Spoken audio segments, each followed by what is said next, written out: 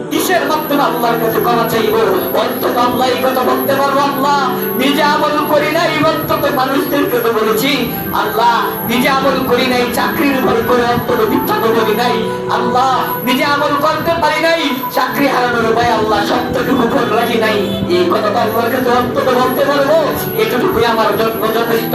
সম্মানিত উপস্থিতি, আমার কথা আপনার অনেক কষ্ট লাগবে, অনেক খারাপ লাগবে, কেননা আমি আপনার, আপনি মনে করেন আমি আপনার গোলাম, কেননা আপনি মনে করেন আপনার সমাজ থেকে আমাকে বেতন দিয়ে চালানো হয়, আপনি আমাকে গোলাম মনে করেন বিদায় আমার সমাজে বিন্দু পরিমাণ সম্মান মর্যাদা নেই। আপনি মনে করেন যে আমি আজকে আপনার গোলাম হয়েছি, আপনি মনে করেন আপনার বাড়িতে খাই নাই, কিন্তু বলে গেছেন আল্লাহ রাব্বুল আলামিন কুরআনুল কারীমের ভিতরে বলছেন ওয়া মিম্মা রাযাকনাহুম ইউনফিকুন, আমি যেই রিজিক দিয়েছি সেই রিজিক থেকে তুমি ব্যয় করো। আপনার ঘরে যেই খাবার আছে সেখানে আমার হক আছে, সেখানে আমার রিজিক আছে, সেই রিজিক আল্লাহ পাক দিয়েছেন। ওই আপনার ঘরে তো কোনো রিকশা চালক খেতে পারে না, ওই আপনার রাস্তা দিয়ে ফকির যায় সেই ফকিরটা আপনার ঘরে খেতে পারে না। আমি এখান থেকে একবেলা খাবারের জন্য মসজিদ থেকে একবেলা খেয়ে তারপর চলে আসলাম, সেখানে আমার রিজিক আছে। পৃথিবীর যেই প্রান্তে রিজিক আছে সেই প্রান্তে আল্লাহ পাক আমাকে দিবেনি।